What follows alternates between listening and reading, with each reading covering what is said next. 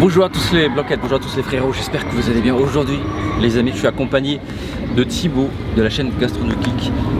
Il a accepté de me donner 15 minutes de son temps pour me parler de son parcours qui est très intéressant. Donc bienvenue sur ma chaîne, je te laisse nous présenter ta chaîne parce que elle va parler à pas mal de gens les amis. Ah oui, on va parler de nourriture. Ouais. Bah voilà, Gastronogeek, tu l'as bien dit. Moi je fais de la cuisine inspirée par les cultures de l'imaginaire. Donc en gros, j'invente des recettes que tu peux voir en fait dans les séries, les jeux vidéo, les films, les comics, les mangas, tous ces trucs là.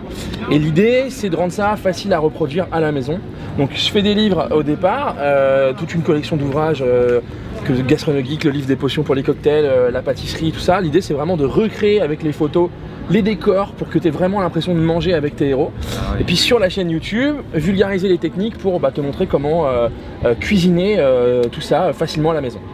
Tu peux nous expliquer comment est venue l'idée de ce projet? Ouais. Comment c'est venu cette idée d'essayer de reproduire ce qu'on voit dans les séries ou les mangas, Ouais, en fait c'est venu. Il y a eu une espèce d'alignement de planètes. Moi je bossais au dernier bar avant la fin du monde à Paris, donc ouais. Tu vois, j'ai fait partie de l'équipe qui a lancé le truc. Ouais. Et on faisait donc tout en décor de cinéma, différentes ambiances, on faisait des cocktails, tout ça, on faisait pas de nourriture. Ouais. Et c'est à peu près la même période à laquelle c'est vachement développé des émissions comme Top Chef. Ouais. Tu vois, en fait les gens ont montré un espèce de fort intérêt pour la nourriture.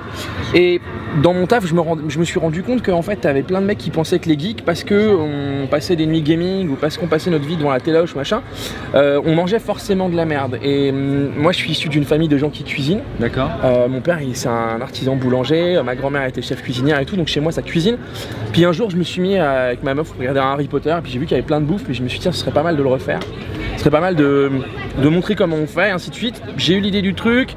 Le mot gastronogeek est venu assez vite et puis de fil en aiguille on s'est dit qu'on pourrait en faire quelque chose de bien. Je voulais pas que ce soit un produit market, tu sais, genre un énième produit dérivé pas forcément bien fait. Je voulais vraiment un truc pour les passionnés comme moi, tu vois. J'allais dire ça, fait par les passionnés, pour les passionnés. C'est exactement ça. En vrai, quand on regarde un film ou une série ou un manga et qu'on les voit bouffer là, on est là, on dit putain, on aimerait bien goûter ce qu'ils mangent, quand Naruto mange son ramen là, je me dis mais il me donne faim, et moi je te montre comment faire. Exactement. Et est-ce que tu peux nous dire tous les livres que tu as sortis à ce jour?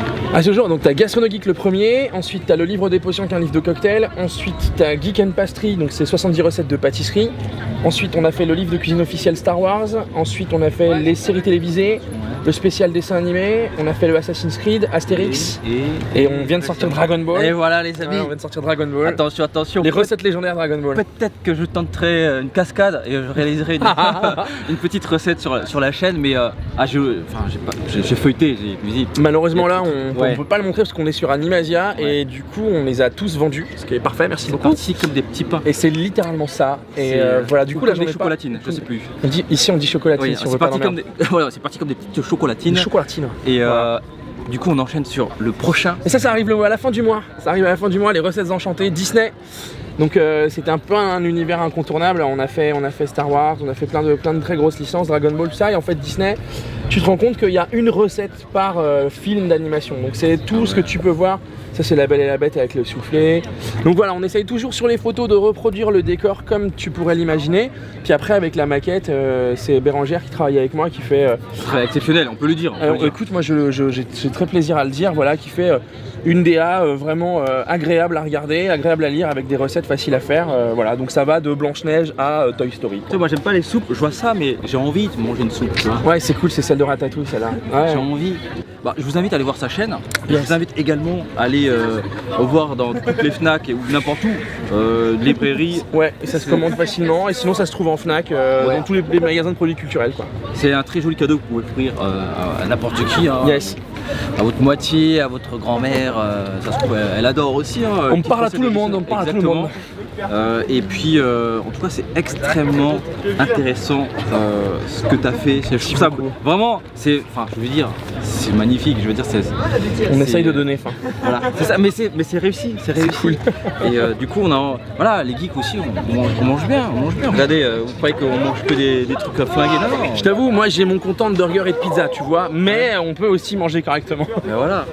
Donc voilà les amis, n'hésitez pas à aller voir sa chaîne. Et puis très prochainement on va tenter quelques recettes tirées de son livre sur Dragon Ball. Et puis on va tenter aussi les cocktails. Moi j'ai bien aimé ce que tu as fait sur les cocktails. Les cocktails, ouais, le livre des potions, ouais, il est très cool. Il y a plein de trucs. 70 recettes, ouais, pas mal d'animés, pas mal de références gaming aussi. Voilà. Donc voilà les amis, sa chaîne se trouve dans la description. Tous les livres que je vous ai présentés en images, en illustration, pareil je vous mettrai dans la description tout ce qu'il a fait à ce jour. Donc voilà, n'hésitez pas à vous abonner à sa chaîne. Et puis ah oui, tu fais aussi une petite émission. Ouais, la cuisine. Sur le stream, la cuisine, ça sera les samedis de midi et demi à 14h30. On reprend là le 19 octobre et puis après le 26. Rien pendant Paris Games Week. Et puis ensuite novembre, décembre, une émission de cuisine en live, cuisine en simultané avec les viewers, avec les gens du chat. Et puis j'ai toujours un invité. Donc là sur la fin d'année c'est booké, mais peut-être début 2020 viendras-tu te joindre à moi. Ah bah avec plaisir, je mettrai le feu dans la cuisine. Oui, ça arrivera.